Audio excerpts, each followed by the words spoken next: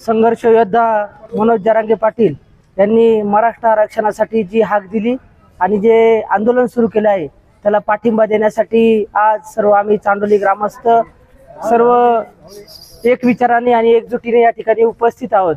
मराठा समाजाला आरक्षण नसल्यामुळे त्यांची शिक्षणात होणारी हेळसांड आणि गुणवत्ता असून देखील त्यांना या ठिकाणी आपली गुणवत्ता सिद्ध करता येत नाही, त्यामुळे त्यांना आरक्षण मिळून मराठी विद्यार्थ्यांचं कल्याण व्हावं या उदात्त भावनेने आणि मराठा समाज हा देखील इतर समाजाच्या बरोबरीने अधिकचा पुढे जावा या भावनेने मनोज जरांगे पाटील यांनी जे मराठा आरक्षणासाठी आंदोलन पुकारले आहे त्यासाठी अनेक जिल्ह्यातून नव्हे तर महाराष्ट्रातून अनेक या ठिकाणी मराठा बांधव मुंबईत आझाद मैदानावर एकवटलेले आहेत।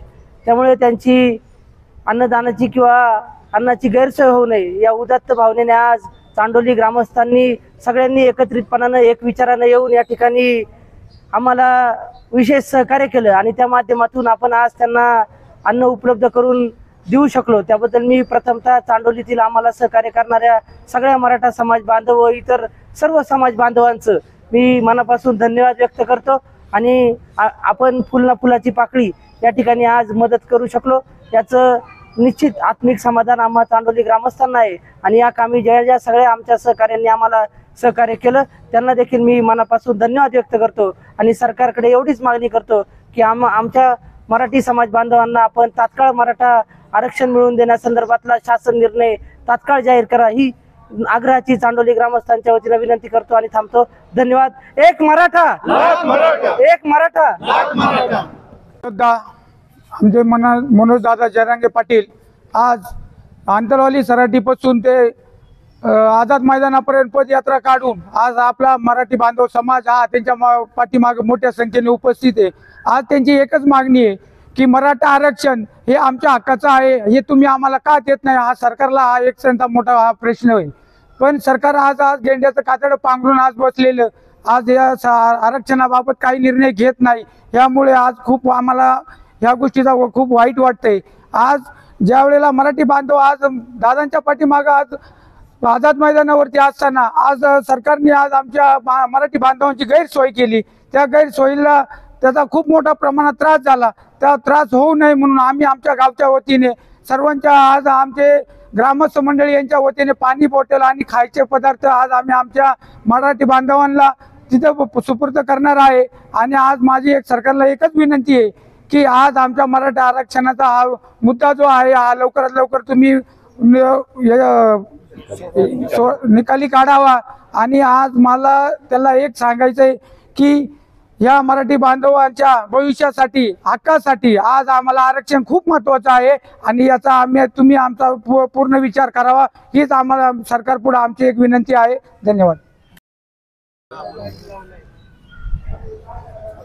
गेली 5 दिवस मराठा समाजाला आरक्षण मिळण्यासाठी मनोज दादा जरांगे पाटील यांनी मुंबई या ठिकाणी जे उपोषण केलेलं आहे त्या उपोषणाला पाठिंबा देण्यासाठी आणि आपला मराठा समाज बांधव त्या ठिकाणी जो मुंबईमध्ये उपस्थित आहे आणि जो या आंदोलनाला पाठिंबा देण्यासाठी त्या ठिकाणी मुंबईत गेलेला आहे त्यांना अन्न आणि पाणी हे देण्यासाठी आमच्या चांडोली बुद्रुक गावातून सर्व ग्रामस्थांनी या ठिकाणी अन्न गोळा केलेला आहे आणि ते अन्न आणि पाणी घेऊन आम्ही आज मुंबई या ठिकाणी रवाना होत आहोत।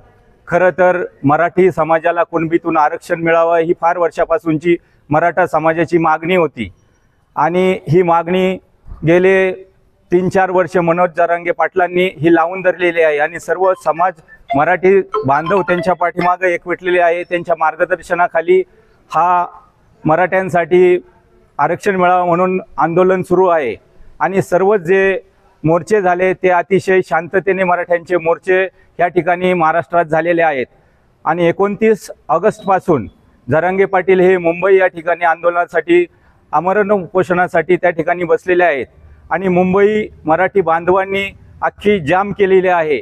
आझाद मैदानावरती सर्व आझाद मैदान हा मराठी बांधवांनी तुडुंब भरलेला आहे आणि म्हणून त्या ठिकाणी त्यांना अन्न आणि पाण्याची कमतरता भासू नये म्हणून आम्ही सर्वजण चांडोली बुद्रुक गावातील सर्व मराठा बांधव आणि ग्रामस्थ त्या ठिकाणी आज अन्नदान घेऊन जाणार आहोत। खरं तर या सरकारला आमची सर्वांची अशीच विनंती राहील की सर्वच शेतकरी हे काही पैशावाले किंवा जास्त त्यांची परिस्थिती नसते. शेतकरी हा कुणबी म्हणून संबोधला जातो आणि म्हणून आमची सर्वांची मागणी आहे की शेतकऱ्याला कुणबीमधून आरक्षण मिळावं आणि तो ओबीसीमधून त्याला आरक्षण मिळावं. आमची सरकार दरबारी ही मागणी आहे आणि म्हणून आम्ही आज मुंबई या ठिकाणी रवाना होत आहोत. तुमचा फ्लॅट, घर, बंगला, व्यापारी गाडे, दुकान, जागा, शेतजमीन, प्लॉट्स विकायचे आहेत का?